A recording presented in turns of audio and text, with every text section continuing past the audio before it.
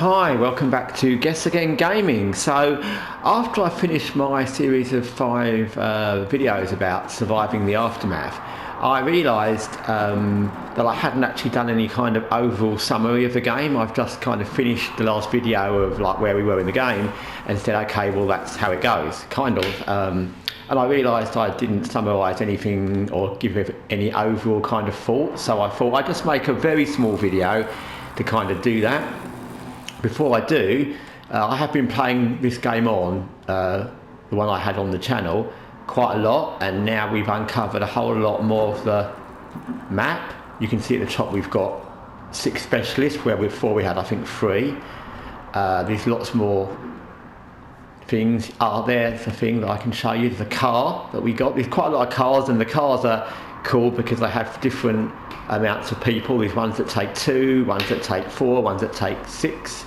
And so basically you can drive the car. So for example, our scout there, Jin, she could get in the car, she'd be one person, she could drive over there and pick up somebody else, and they could go to a area and whatever, get scavenger supplies or go and fight some weak thugs.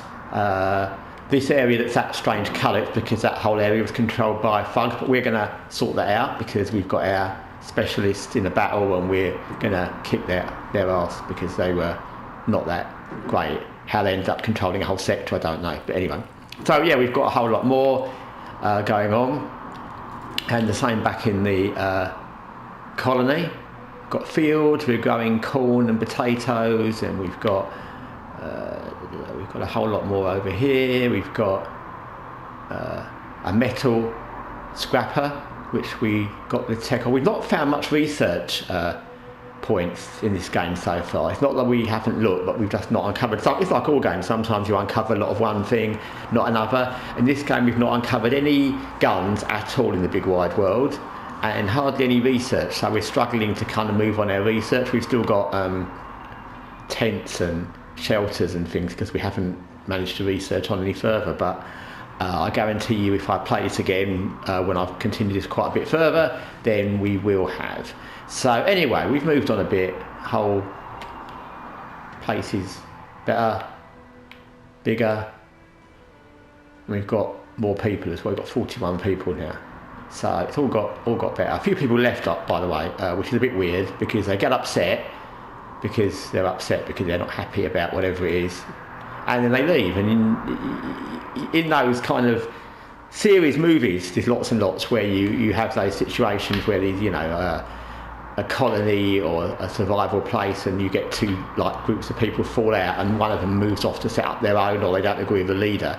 It kind of makes sense usually because they've got enough backers and they've got enough supplies.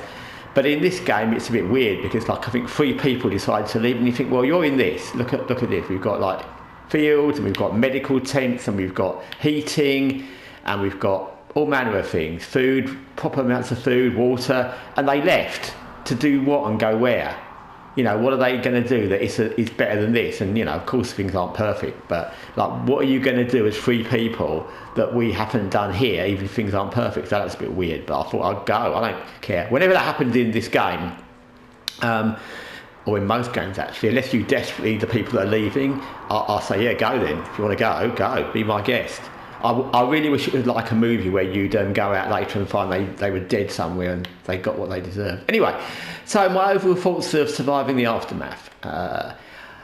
It's a really good game. I haven't got any problem with any of the parts to it really. It is what it is, which I think I say quite a lot in life and in the channel. There's no overwhelming character things, but that's this kind of games, civilization sims, colony builders, those kind of things don't often have that, and this hasn't, but that's fine. The specialists are fine as they are, with just being those kind of pen portraits, and they have their little specialised fields and the things they do, and that's fine. I think it works well in this game because there's quite a lot of obviously survival stuff and colony building. There's lots of things that attack. If you look over here, that's a sandworm carcass, but I can assure you that was a very big sandworm that almost killed one of our specialists and did kill a colonist earlier, but we can eat that now. And over here somewhere there's a boar carcass, and we were attacked by 3 giant boars that decided to start trying to knock our buildings down, and there was rats and all manner of things. So, and that's not counting bandits. So you get attacked by a lot of things, and you've got the outside world where you're fighting bandits. So you don't need any more. There's a lot going on. So yeah, my overall thoughts is it's a fun game. It's a good game. There's nothing really I claimed for how it is. It is what it is. But like I said, that's good. It does the things it does well. It's not that difficult to pick up once you get going. It's not that difficult to get back into, even if you've not played it for a long time. And I've talked about this on the channel a lot. There's games that I play all the time. XCOM 2 is a good example that I just come back to every other week when I've got spare time, or because it's, you know, I like it a lot, because it's easy to play and I remember it well. And Watch Dogs Legion is another, obviously. And there's games that I play a bit or a lot and then don't really ever play again. And this is one of the games which I played a lot. Not a huge amount, maybe over a week quite a lot. Then, as with most games, you find other games, or you think, okay, I've done enough of that. But I've always come back to this game every couple of weeks, months at least. I've always come back to it, and I'd say that speaks highly of the game, because lots of games I think coming back to, and I think, nah, can't be bothered. There's nothing really interesting in that. But I always come back to this. I usually find when I come back to it, I like to start again, although I've got some very long playthroughs already saved, because it's quite fun to start. And that says a lot about the game. So I think it's a game that you can play, consistently for a while, as long as, this kind of game interests you, which might be as long as XCOM 2, who knows, everyone's got different tastes of what they want to play a long time. But even if you don't want to play it ongoing for a very long time at once, it's a game it's very easy to come back to, and you'll probably want to come back to, because it's a nice, although the scenario is not nice, it's a nice, relaxing kind of game to play. You can save when you want, so if you make a mistake you don't have to worry about it. You're not super invested in the characters or the colonists, which is good and bad, but it's good because you don't have to think, oh my god, that one died, oh my god, that happened to that one. So even in XCOM, when one of the soldiers that I've leveled up a lot, and I know them well, and they've been in all my playthroughs, when one of them dies, I'm like, oh my god, I can't believe I did that. But in this, you don't feel like that. So it's got a lot to it.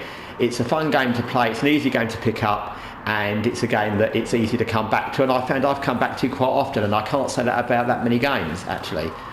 There's a few games I play a few times, and there's lots of games I never come back to. A very few games I play regularly. But this game I play, pretty often.